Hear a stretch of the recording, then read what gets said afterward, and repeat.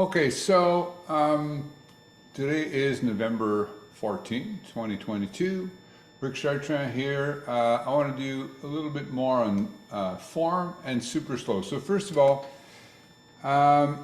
labels. A quick word on labels. I'll try not to get too far down this tangent. You know, people refer to exercise, the type of exercise that we do as HIIT, high intensity training, as though you know, this label encompasses a certain thing, and certain things are HIIT, certain things are not HIIT. Again, the source of that is very simply, at one point, Ellington Darden, who was the director of research for Nautilus Medical Industries and Exercise Medical Industries, at one point was doing a presentation and seemed to come up with that term more or less from what I've heard from the top of his head as to what we do, what type of exercise is called high intensity training, which later became abbreviated to the acronym HIIT, caused a lot of confusion with the other acronym with the two I's, high intensity interval training. And there's just such labels in general I really struggle with, what is or what isn't. Then later on, of course, I think later, I'm not sure which one came first, but super slow exercise, I believe that was copyrighted, and that was by Ken Hutchins. And then later on, as you know, at one point there was super slow exercise guilt, and then different labels came along. I believe that Fred Hahn from New York used slow burn, other people used power of 10. Forgive me, I'm forgetting the name of the author of The Power of 10. All good books. Slow Burn is the name of a book as well as Power of 10. And the thing is about, you know, what's the proper way to do this or that. So for now, I'm going to say super slow, more or less as what is, not more or less, it's a bad choice of words. Talk about, you know, what Ken Hutchins describes in the super slow exercise manual, and later on in Renaissance exercise, and also what certain practitioners talk about. So I just like the idea of proper exercise and the idea of good form in general, whatever that may be. And I don't think, you know, super slow is often associated with 10-10. And earlier today, Blaine, forgive me Blaine, I'm going to probably mispronounce your last name, Duazing, so forgive me for that. Talked about that a lot of people criticize super slow because they probably don't really understand it. Well, for one thing, he's right. I mean, people often think of super slow as you're moving 10-10, and there's way more to it than just the speed of movement. As a matter of fact, I think you can move slower than that, you can move faster than that. I think the main reason for standardizing speed is to be able to compare performance over time more objectively. Because, you know, if you're saying, for example, in a recent interview, al-Coleman, who's super slow certified, talked about at one point, we say, well, 10-10, but anywhere between 8 and 12 is fine. He felt that anywhere between 8 and 12 was way too much of a discrepancy, and I think, I don't want to put words in his mouth, he was referring to being able to consistently record progress. Because of course, if one workout you do a certain number of sets with a certain 8-speed cadence and another time with 12-second cadence, well, that's obviously 50% difference. So it's really more a matter of being able to measure progress objectively, as opposed to any one speed being the ideal speed or a magical number type of thing. And bottom line, I think Drew Bay has explained, probably quoting others, I don't know who said what first, that, you know, you should move slowly enough that if you're able to stop when your instructor says to stop, because you're not moving so fast that momentum or gravity on the way down will prevent you from stopping on the spot, well, then you're moving slow enough. On the other hand, you don't want to move so slow that it breaks down into segmentation, meaning it's a series of stops and starts. And I think that just makes the most sense. But again, super slow, whatever you want to call it, has way more to do with just how you're moving. A big part of it is turnarounds, how you change the direction of it. In an earlier post, I talked about how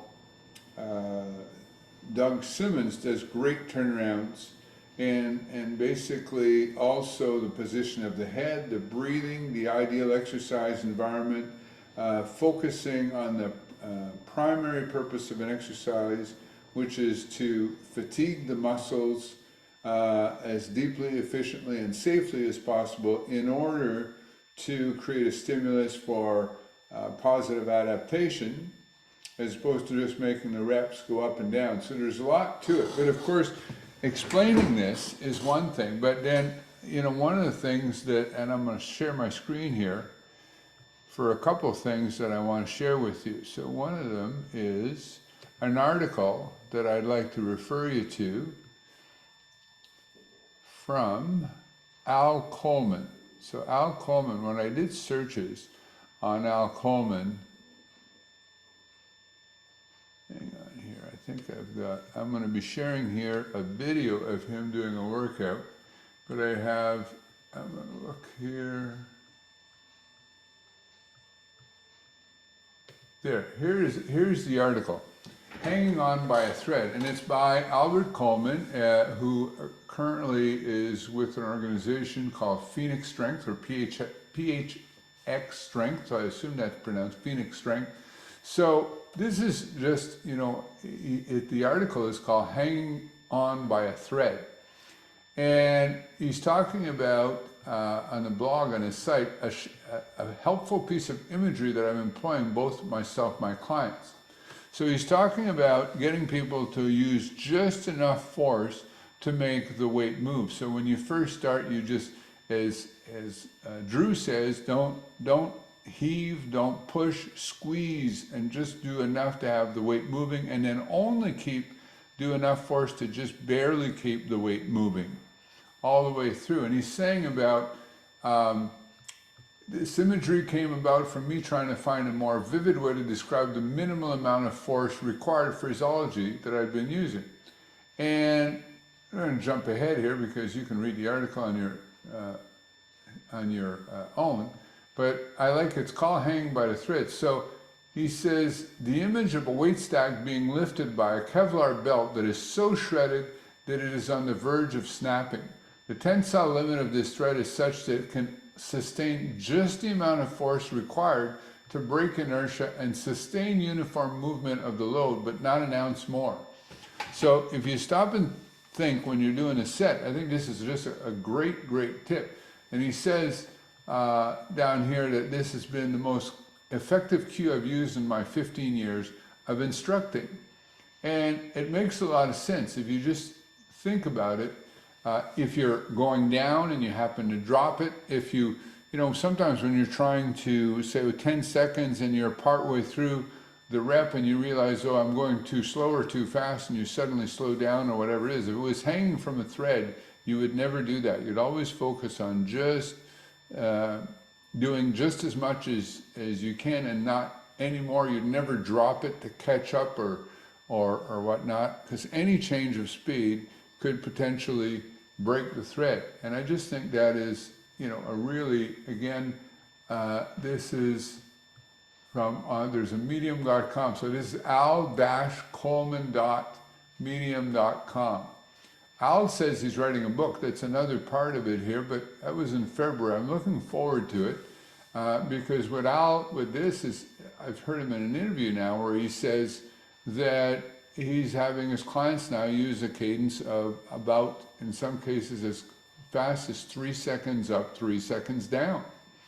And I'm not sure what that looks like, because the other thing I want to share here is a video of Al doing a leg press here. So Al Coleman is in some circles, some of you may or may not have heard of him, but you know, it's sort of legendary. This is a 2-minute video, and is how much he focuses and how intense he is without appearing, you know, without being incredibly stoic, when he does it. So this is probably a Renex,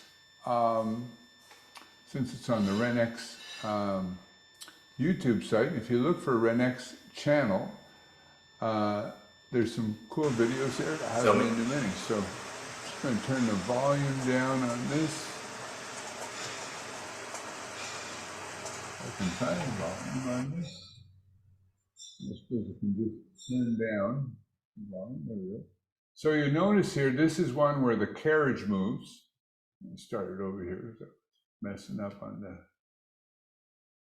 This is one where the footplate doesn't move, it's the carriage moving. So at first, I can barely tell that there's any movement. I'm seeing his chest rise. He is holding on to the handles here. And so now you're seeing the seat move back.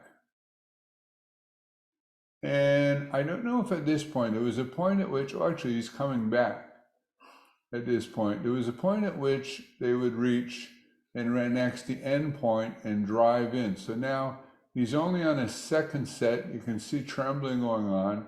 He is completely stoic, but look at his chest is moving.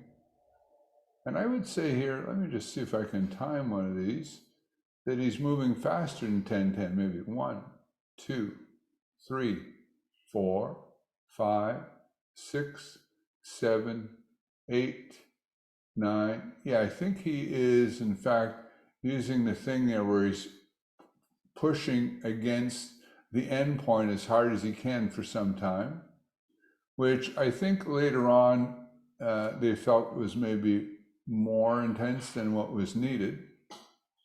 And now he's slowly coming back. Actually, maybe it's better with the sound, or maybe you're hearing the sound regardless of me changing it in here. So you hear this breathing. Yes, I turned the sound off in here, but I don't know what you're hearing when I'm sharing the screen.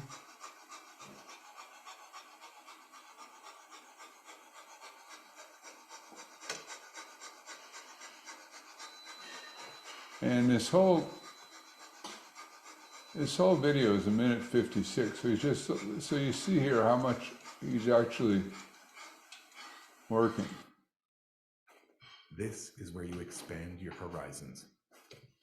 So there's an example of a great set, and there's so much more. But anyways, the main thing here, I feel like this has been much more of a ramble than I would have liked, but this tip here from him of hanging from a thread, I think is just a great